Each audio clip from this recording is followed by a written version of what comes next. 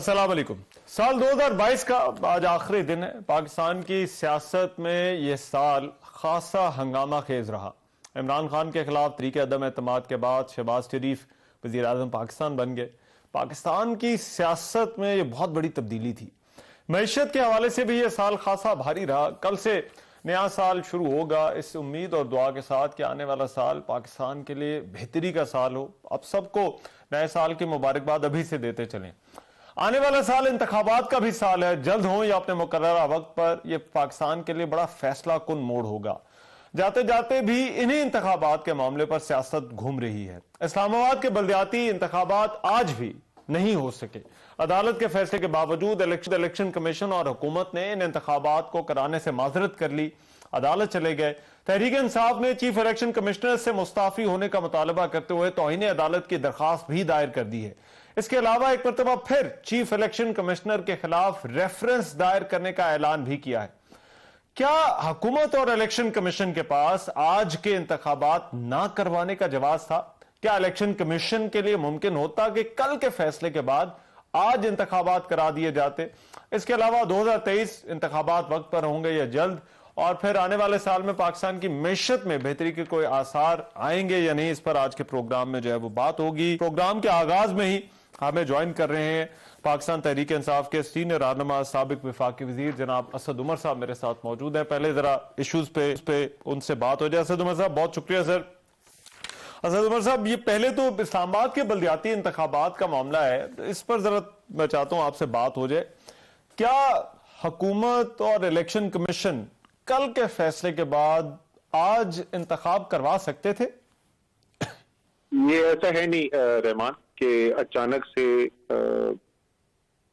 फैसला कर लिया और हाई कोर्ट ने एक दिन शाम को उठे और उन्होंने कहा कि जी कल सुबह इलेक्शन करा दें। इसका एक्चुअल सीक्वेंस ये है कि इलेक्शन कमीशन ने एक शेड्यूल जारी किया। उस शेड्यूल के मुताबिक हफ्तों से इलेक्शन कैंपेन हो रही है, टिकट्स अलॉट हुए हैं, सारा काम चल रहा था। इलेक्शन में 10 दिन से भी कम रह गए थे। हुकूमत ने कानून बदल कर इलेक्शन मुलतवी कराने की कोशिश की। इलेक्शन कमीशन ने खुद उस कोशिश को मुस्तरद कर दिया। हुकूमत जो है वो कोर्ट में चली गई। अब जो है इलेक्शन होने में शायद 4 या 5 दिन सिर्फ बाकी रह गए थे, तो कोर्ट ने बात जो है वो वापस भेज दी इलेक्शन कमीशन के बाद पास, और मंगल के दिन, हफ्ते को इलेक्शन होने, मंगल के दिन इलेक्शन कमीशन ने फैसला करना है कि वो अपने पिछले हफ्ते के फैसले पर कायम रहते हैं या अपना माइंड बदल लेते हैं। अच्छा, उन्होंने अपना जहन बदल लिया। उन्होंने अपना जहन बदला और हमने उसी वक्त कह दिया कि हम कोर्ट में जा रहे। अगले दिन कोर्ट के अंदर फिर डिस्कशन शुरू हो गई। अब कोर्ट में केस चल रहा है। पहली एक अपील खारिज हुई, फिर दूसरी अपील दाखिल हुई और उसके ऊपर जजमेंट आ गई कल शाम को। तो पहली बात यह है कि जब हम मंगल तक पहुंच चुके थे और इलेक्शन में सिर्फ जुमा सिर्फ 3 दिन बाकी बचे थे इलेक्शन होने से पहले, तो क्या इलेक्शन कमीशन ने अपनी तैयारी उस वक्त मुकम्मल नहीं कर ली थी?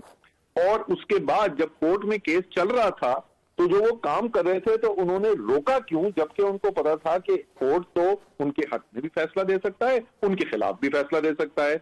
हम क्यों तैयार थे इलेक्शन के लिए? आम यूनियन काउंसिल का इलेक्शन लड़ने वाला काउंसलर और चेयरमैन जो है वो तो अपनी तैयारी जारी रखा था, लेकिन सरकार जिसकी आईनी जिम्मेदारी इलेक्शन करने की, उन्होंने कहा जी अब तो हम हाथ पे हाथ रख के बैठ गए, अब तो हम नहीं करा। तो आपके ख्याल में ये इंतजामी इशू नहीं है? क्योंकि इलेक्शन कमीशन की तरफ से तो यही मौकफ लिया गया है कि ये हमने बहुत सारे काम करने होते हैं और इंतजामी तौर पर ये मुमकिन नहीं है कि इलेक्शन करवाए जा सकते। बिल्कुल गलत कह रहे हैं। जैसे मैंने तो आपको तफसील से दिन तारीखें बता दी, ये जो कह रहे हैं उसके कोई बुनियाद ही नहीं है उनके कहने की। ये बिल्कुल 100% सियासी फैसला है और इसका इंतजामी अमूर से कोई ताल्लुक नहीं। आगे क्या करेंगे सर? अब ये इलेक्शन तो अभी फिलहाल अब तो वो अदालत में चला गया।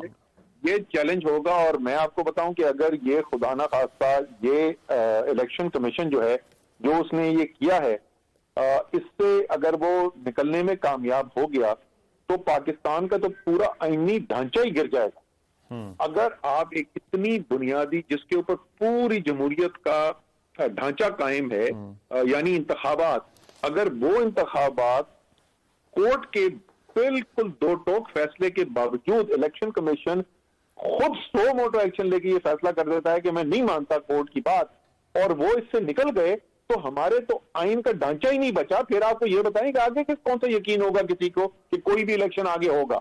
ठीक, लेकिन असद उमर साहब, आज एहसन इकबाल ने प्रेस कॉन्फ्रेंस में कहा कि, और उन्होंने आपका नाम लेकर यह हवाला दिया कि आपने काउंसिल ऑफ कॉमन इंटरेस्ट में कहा कि नई मर्दमशुमारी होगी, नतायज आएंगे, हल्का बंदियां होंगी, फिर इलेक्शन होंगे। अच्छा, तो ये एहसन इकबाल साहब, हाँ। एहसन इकबाल साहब से बोलें कि अगर वो ये बात मानने को तैयार हैं कि जो असद उमर बात कहेगा वही पाकिस्तान का आइन होगा, तो फिर तो मुझे कबूल है ये। अच्छा, क्या बच्चों वाली बातें करते हैं यार। आइन के अंदर बिल्कुल वाज़े तौर के ऊपर लिखा हुआ है कि इलेक्शन जो है, जो भी लेटेस्ट मर्दमशुमारी होगी, जो हतमी तौर पे फाइनलाइज हुई भी है, उसकी बुनियाद के ऊपर इलेक्शन होना है। उसी मीटिंग का जिसका हवाला कर दे रहे हैं एहसन इकबाल साहब, मुश्तरका मुफादात काउंसिल की मीटिंग में, उसी मीटिंग के अंदर हमने मंजूरी ली पिछले मर्दमशुमारी की। वजीर आला सिंध ने एतराज किया, असेंबली के अंदर अपना हक इस्तेमाल किया। पहली दफा पाकिस्तान की तारीख में किसी सूबे ने मुश्तरका मुफादात काउंसिल के फैसले को चैलेंज किया।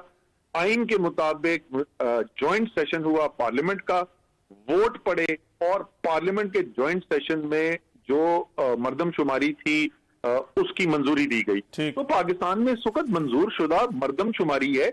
ये किसने कहा कि जब तक अगली मर्दमशुमारी नहीं होगी तो इलेक्शन? देखिए, उन्होंने ये कहा कि ये एक आईनी जरूरत है और मशरूत मंजूरी हुई थी कि इस पर नया इलेक्शन नहीं कराया जाएगा। तो सफेद झूठ। अच्छा, दोबारा सुने, सफेद झूठ। और ये बड़ा अच्छा किया आपने, बता दिया कि उन्होंने प्रेस कॉन्फ्रेंस की है। कल इंशाल्लाह ताला मैं करता हूं प्रेस कॉन्फ्रेंस, इनको बताता हूं, इनका जवाब देता हूं। अच्छा, ठीक है।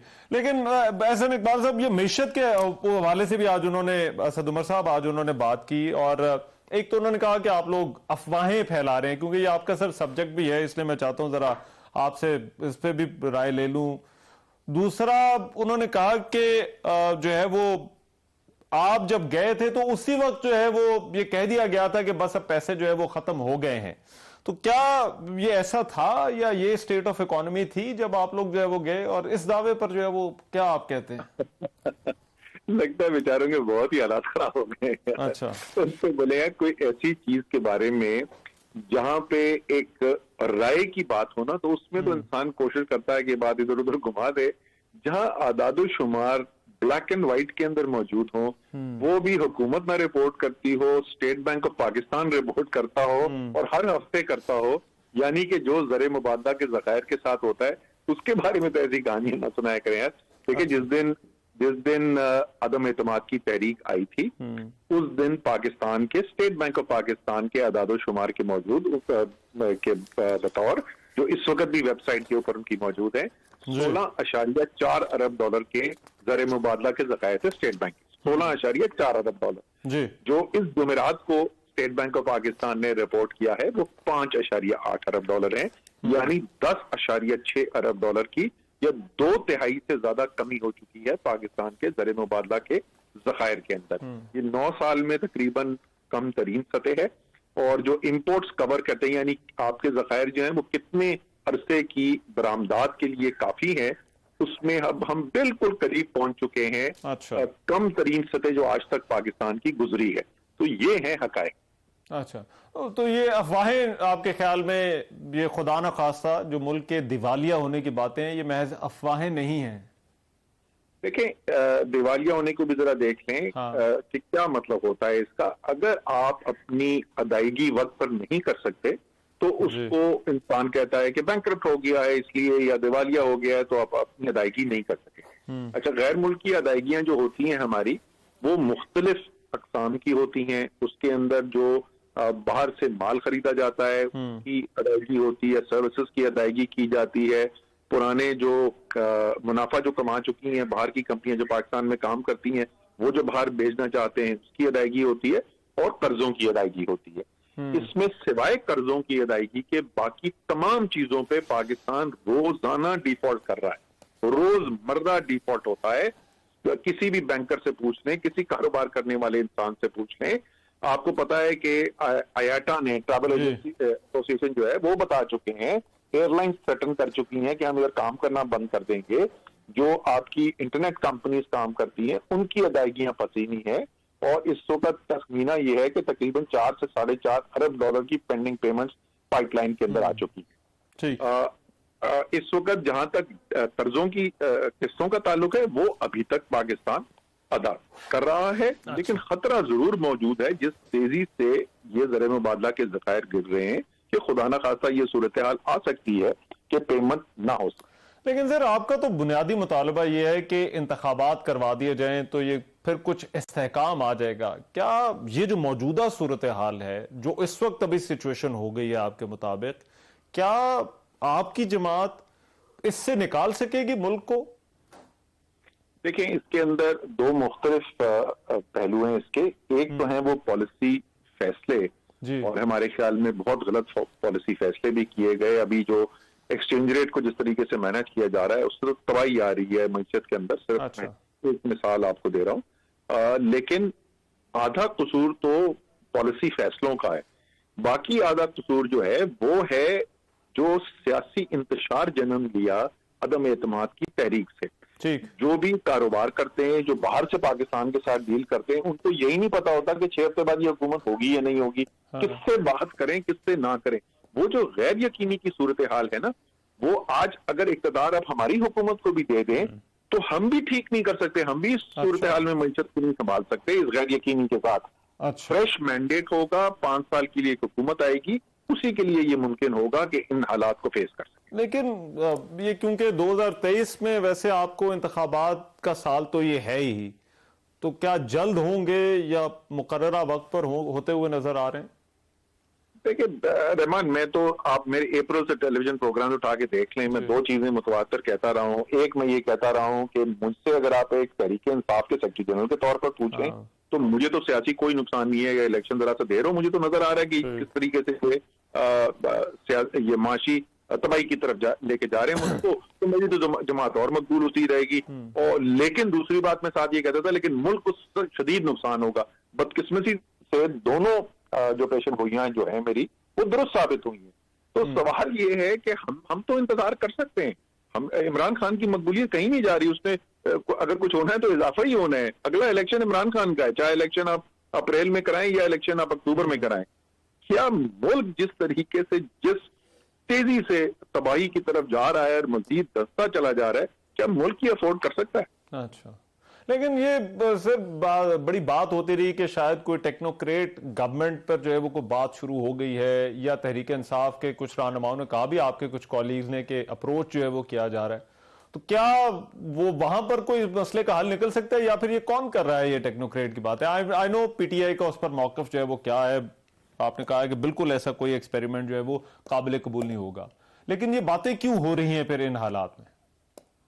देखिए, शायद बातें इसलिए हो रही हैं कि लोगों को नजर आ रहा है कि ये जो करंट सिस्टम है, ये जो मौजूदा निजाम है, ये तो चल नहीं सकता। जिस तेजी से मुल्क तबाही की तरफ जा रहा है, ये तो इसको चलाना, घसीटने की जितनी मर्जी कोशिश करें, ये नहीं घसीटा जा सकता। दूसरी तरफ लोगों को ये भी नजर आ रहा है कि किसी सूरत में इंतखाबात कबूल नहीं है। इसलिए नहीं है क्योंकि इमरान खान मकबूल है, यानी मुल्क को नुकसान पहुंचाओ इसलिए कि आपको इमरान खान नहीं पसंद है। तो अगर ये भी नहीं होना और वो भी नहीं होना तो फिर क्या होगा? तो वो एक कयातराई शुरू हो जाती है, लोग अपने आइडियाज फेंकना शुरू हो जाते हैं। थोड़ा सा मसला है इसके अंदर, ये थोड़ा सा मसला है तो भाई आइन के अंदर गुंजाइश कोई नहीं है इसकी। ये कहाँ मुमकिन है आइन के अंदर कि आप टेक्नोक्रेट गवर्नमेंट लेके आ जाएं? उसके अलावा एक इंटेलेक्चुअली एक इंतहाई बेहुदा आइडिया है, लेकिन उसके वो ना भी उस बहस में पड़े तो आइन में गुंजाइश ही कोई नहीं है टेक्नोक्रेट सेटअप की। तो तहरीक इंसाफ असेंबलियों में वापस आ सकती है? सर, हम इस वक्त जो मुल्क जिस सूरत हाल के साथ दो चार है, हम जाहिर है हम उसके हल का हिस्सा बनना चाहेंगे ना, हम उस खराबी का हिस्सा तो नहीं बनना चाहेंगे। और जैसे मैंने आपको पहले तफसील में समझाया कि हमारे ख्याल में एक नए मैंडेट के अलावा कोई रास्ता नहीं है इस मुश्किल से बाहर निकलने का। तो अगर हुकूमत इस नतीजे पर पहुंचती है कि ठीक है, वो भी अब मजबूर हो गए हैं या इस नतीजे पर पहुंचे हैं कि अब मजीद बर्दाश्त नहीं की जा सकती है तबाही, और एक नया इलेक्शन कराना चाहते हैं, तो फिर हम उनके साथ बैठ के तमाम लवाजमात डिस्कस कर सकते हैं। अच्छा, लेकिन इसके लिए हुकूमत तो यही कहती है कि आप कंडीशंस अटैच करते हैं, तो क्या कंडीशन के इंतखाबात की जो है वो तारीख दे दी जाए? नहीं, ये तो बहुत अरसे से पहले क्लियर हो चुका है। वो ऐलान करें कि वो जल्द इंतखाबात करने के लिए तैयार हो गए हैं, फिर अब बातचीत कर लेंगे हमको कि कौन सी तारीख होनी चाहिए।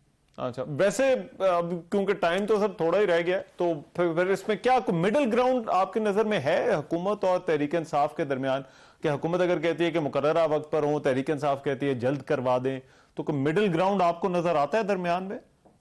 यही है ना कि हम कहते हैं फौरी इंतखाबात कराएं, वो कहते हैं वक्त में होंगे, तो मिडिल ग्राउंड तो यही होगा ना कि दरमियान की कोई तारीख तय कर ली जाए। मैं वही तो कह रहा हूँ कि ये एक दफा वो ये फैसला कर लें कि वो कबल अज वक्त इंतखाबात कराने को तैयार हैं, तो साथ उसके बाद बैठ के तब बात की जा सकती है।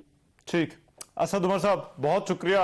आपके मुताबिक वफाकी वजीर असद उमर और तहरीक इंसाफ के रहनुमा असद उमर साहब जो है वो बात कर रहे थे। एक ब्रेक ले रहा हूं, ब्रेक के बाद वापस आते हैं।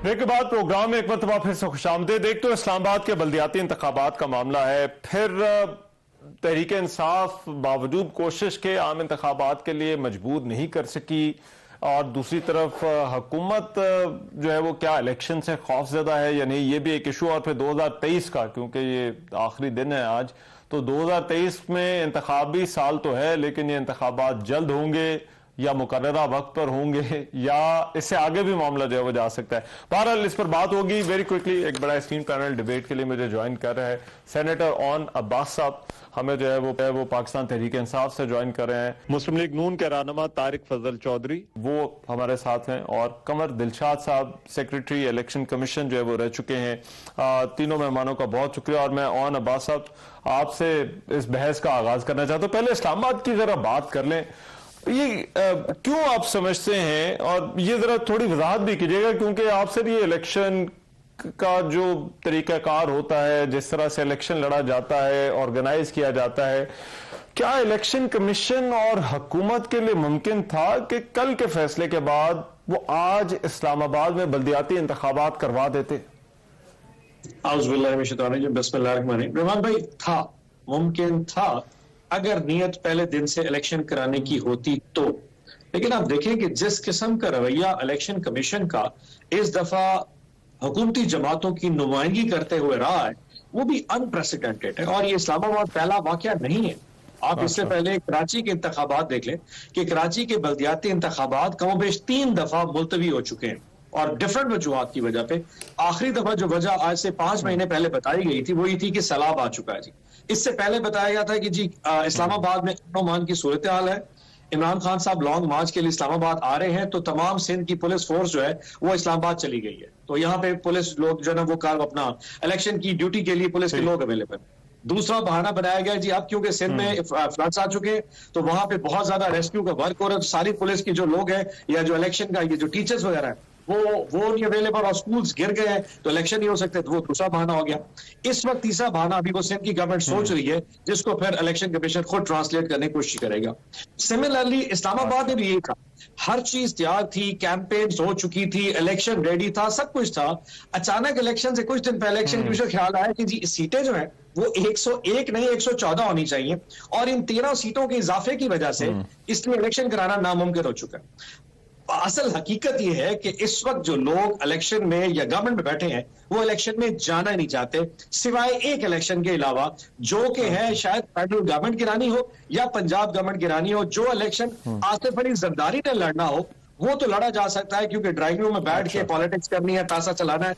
लेकिन जो इलेक्शन अवाम के पास जाना है वो इस वक्त की गवर्नमेंट का भी नहीं जाना चाहिए। सो अगर नियत पहले दिन से होती तो हो सकता था, लेकिन यकीनन क्योंकि आखिरी दिन तक ये ड्रैग करते रह गए, और कल जब अदालत ने इंसाफ के हिसाब से फैसला दिया कि भाई एक नुमाइंदगी बनती है, इस्लामाबाद में कैंपेन हो चुकी है, लाखों करोड़ रुपया खर्च हो चुका है। अच्छा, बैलेट पेपर्स प्रिंट हो चुके थे, पोलिंग स्टेशंस का तयन हो चुका था, पोलिंग का अमला भी रेडी था, लेकिन क्योंकि इलेक्शन कमीशन राजी नहीं था, और जो इलेक्शन में लड़ने वाले लोग थे हमारे जो ओपोनेंट्स थे वो शायद तैयार नहीं थे, क्योंकि अवाम ने तो फैसला कर लिया था जी नहीं इलेक्शन मेहरबानी कर इलेक्शन से निकालें, इसलिए शायद इट वाज डिफिकल्ट। अच्छा, ठीक है, राइट। अब मगर कमर दिलशाद साहब, क्या इलेक्शन कमीशन ने जो तौजीहात दी हैं और वो सारी की सारी इंतजामी हैं, तहरीक इंसाफ की तो बड़ी तनकीद है, लेकिन ये जो इलेक्शन कमीशन की तौजीहात हैं, आप खुद सेक्रेटरी रहे हैं, क्या मुमकिन होता इलेक्शन कमीशन के लिए इलेक्शन करवाना आज?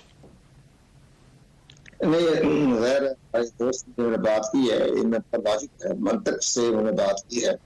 इसमें सबसे बड़ी अहम बात यह कि उनकी हमें बड़ी हैरानी होती है कि वजारत दाखिला 29 दिसंबर को अचानक ये इलेक्शन कमीशन पाकिस्तान पर उनका एक नोटिफिकेशन जारी कर दिया कि हमने इस्लामाबाद की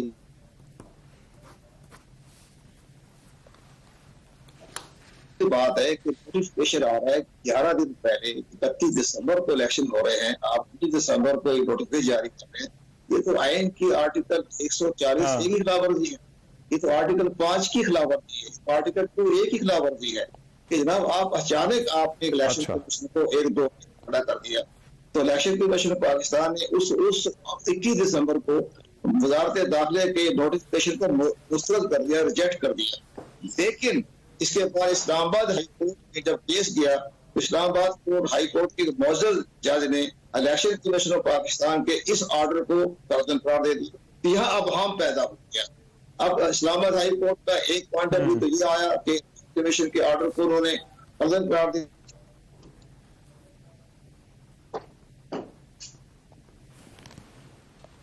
के साथ वहां पर पाकिस्तान ने तो अपनी वफाकी हुकूमत के अटॉर्नी जनरल की तरफ की जो दरख्वास्त थी वो मंजूर कर ली और वो उन्होंने ऑर्डर पास कर दिया, इंतखाबात मौखर कर दिए गए, डेफर कर दिए गए। यहाँ पर इस्लामाबाद हाई कोर्ट ने इलेक्शन के पाकिस्तान के फैसले पर मुस्तरद कर दिया और इंतखाब का हुक्म जारी किया। तो ये बड़ा अभाव सा पैदा हो गया, इलेक्शन कमीशन भी दो राय पे खड़ा हो गया। लेकिन सबसे बड़ी हैरानगी की बात यह कि ठीक है आपके प्रोग्राम में मुसद्दक साहब बैठे हुए हैं, तो वजारत दाखिला में 11 दिन पहले क्यों उन्होंने ऐसा किया? पहले कर देती, जो शुरू में जुलाई में कर देती, जून में कर देती, तो इलेक्शन कमीशन ना करते। तो यहाँ एक वफाकी हुकूमत की जो एक हिकमत अमली है वो एक समझ से बरातर है कि उन्होंने बिला वजह इलेक्शन कमीशन को दोहराई पे। देखिए, क्या हुकूमत वाकई इलेक्शन से खौफजदा है? जरा मुस्लिम लीग नून का मौक़िफ़ मैं जानता हूँ, इस ब्रेक के बाद आ रहा हूं।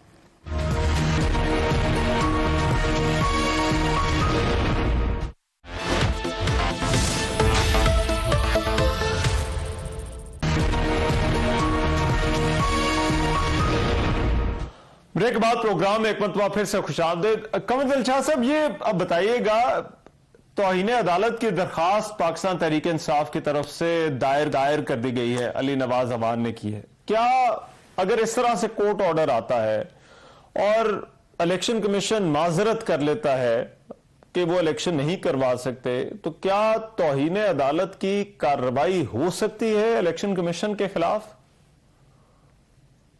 इसमें जरा बड़ा एक ये है कि इलेक्शन कमीशन ऑफ पाकिस्तान जो एक आईनी इदारा है और उसका जो स्टेटस जो है आइन के रूप से, आइन के आर्टिकल तमाम आर्टिकल के रूप से हाई कोर्ट की बराबर।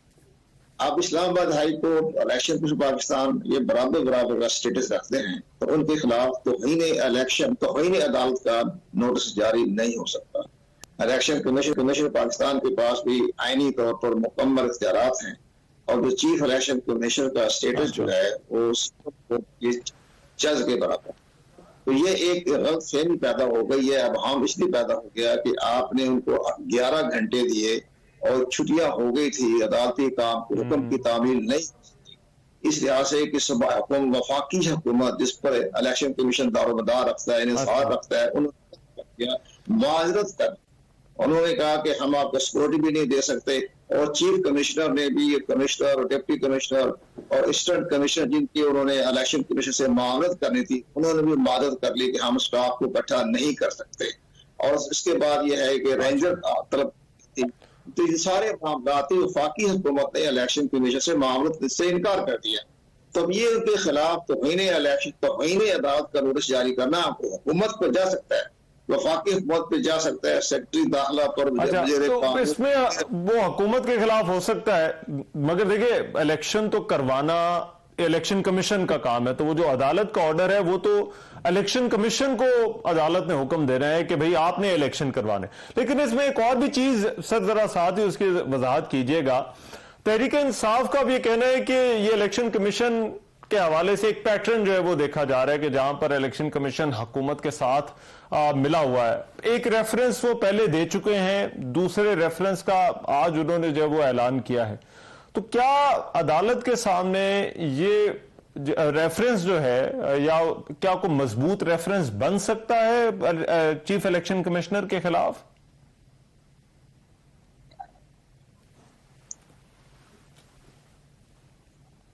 जी कमर दिलशाद साहब। नहीं, इलेक्शन कमीशन के खिलाफ जो है वो तौहीन अदालत नहीं लग सकती चीफ इलेक्शन कमिश्नर पर और मेंबर इलेक्शन कमीशन पर तौहीन बराबर का कोर्ट, बराबर स्टेटस है उनका। सुप्रीम कोर्ट ऑफ पाकिस्तान कर सकती है। लेकिन वो जो रेफरेंस वाली बात है, जो रेफरेंस भिजवाने का उन्होंने कहा है,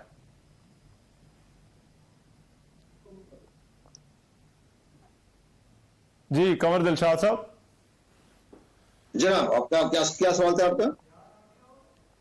सवाल मैं सर ये पूछ रहा था कि वो तो चले तौहीन अदालत वाला तो आपने वो बता दिया, लेकिन तहरीक इंसाफ ने रेफरेंस भी दायर करने का ऐलान किया और एक रेफरेंस वो पहले भी दायर कर चुके हैं।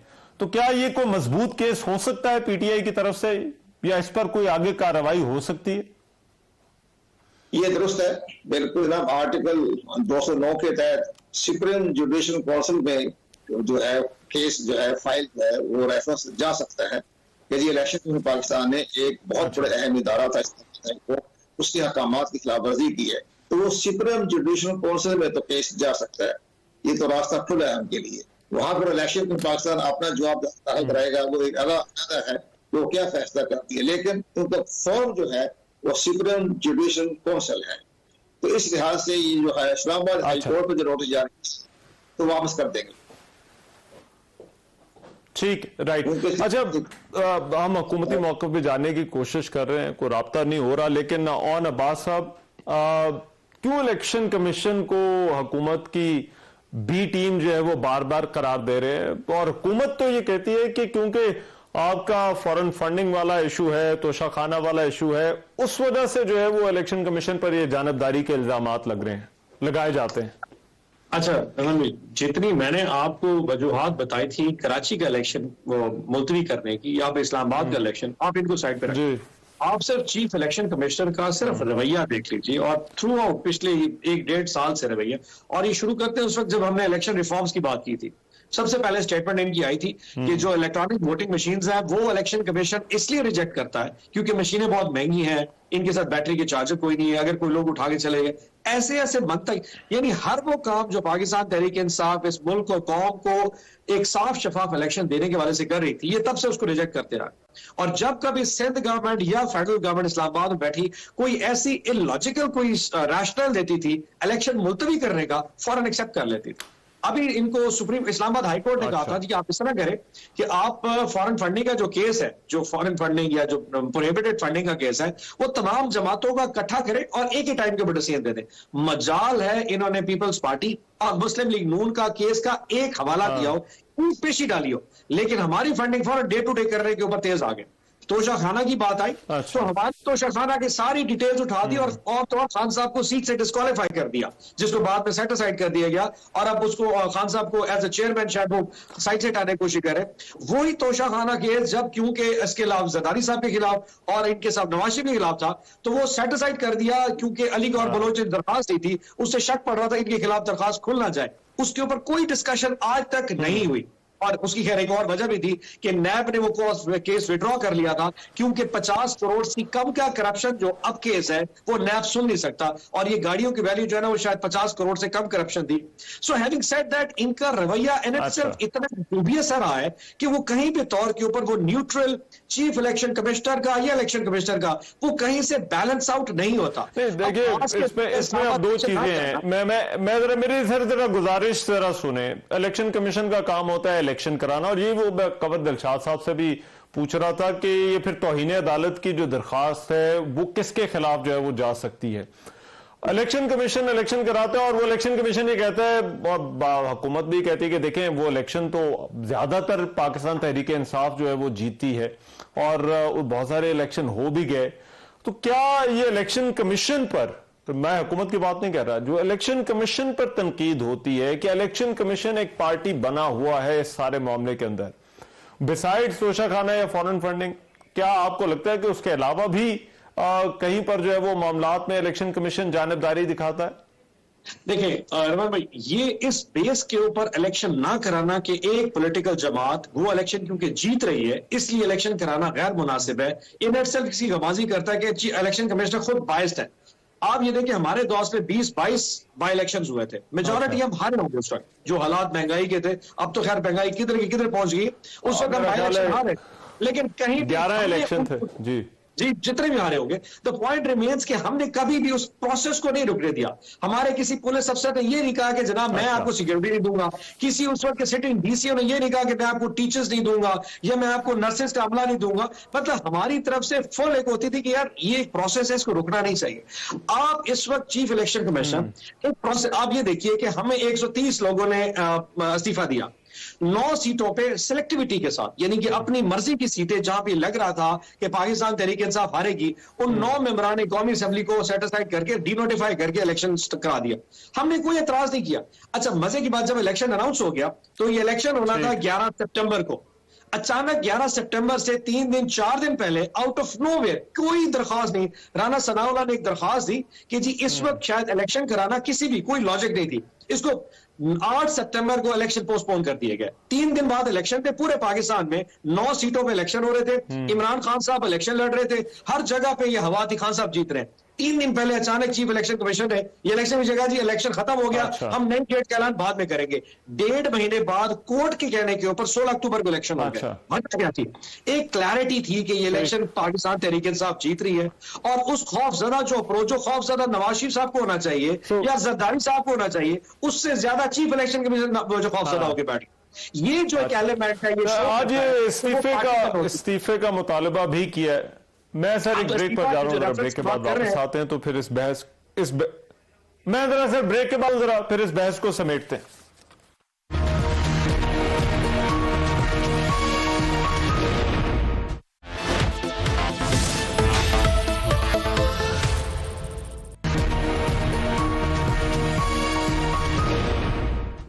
ब्रेक के बाद प्रोग्राम में एक मरतबा फिर से खुशामदीद। जरा हुकूमती मौक़िफ़ भी मालूम कर लेते हैं और वक्त जरा कम है। डॉक्टर तारिक फजल चौधरी साहब, ये तासुर क्यों बन रहा है कि हुकूमत इलेक्शन से खौफजदा है, और ख़ास तौर पर इस्लामाबाद वाले इलेक्शन के बाद तो ये तहरीक इंसाफ जो है वो इस पर जो है वो बहुत ज़्यादा तनकीद कर रही है कि हुकूमत कहीं भी इलेक्शन नहीं कराना चाहती, चाहे वो पंजाब हो या कौमी असम्बली के जो हल्के हैं जहाँ पर उन्होंने इस्तीफे दिए हुए हैं।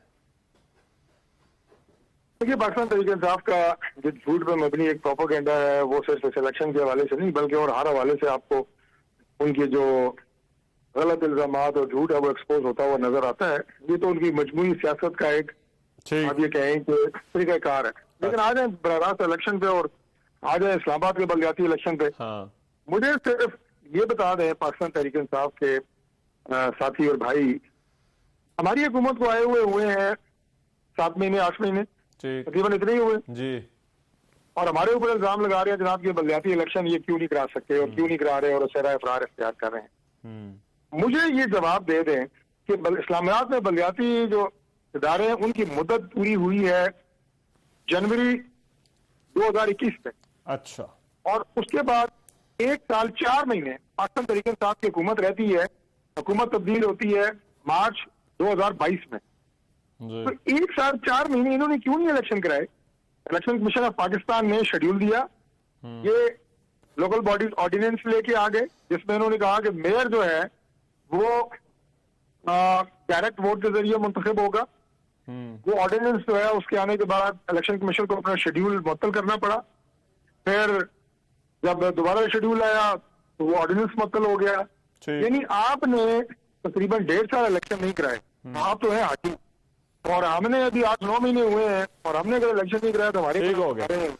अब आगे पंजाब जी, चले मुख्तसरन जरा बता दें जी। जब ये आए हैं पंजाब में तो लोकल बॉडीज के इदारे मौजूद थे, ठीक है। इन्होंने आते साथ ही जनाब लोकल बॉडीज के इदारे खत्म कर दिए। ठीक, उसके बाद सुप्रीम कोर्ट ने उन्हें बहाल किया। इन्होंने उन मुंतखब नुमाइंदों को अपने दफ्तरों में नहीं बैठने दिया, वो तो इन्हें अदालत में चले गए, फिर भी इन्होंने नहीं बैठने दिया।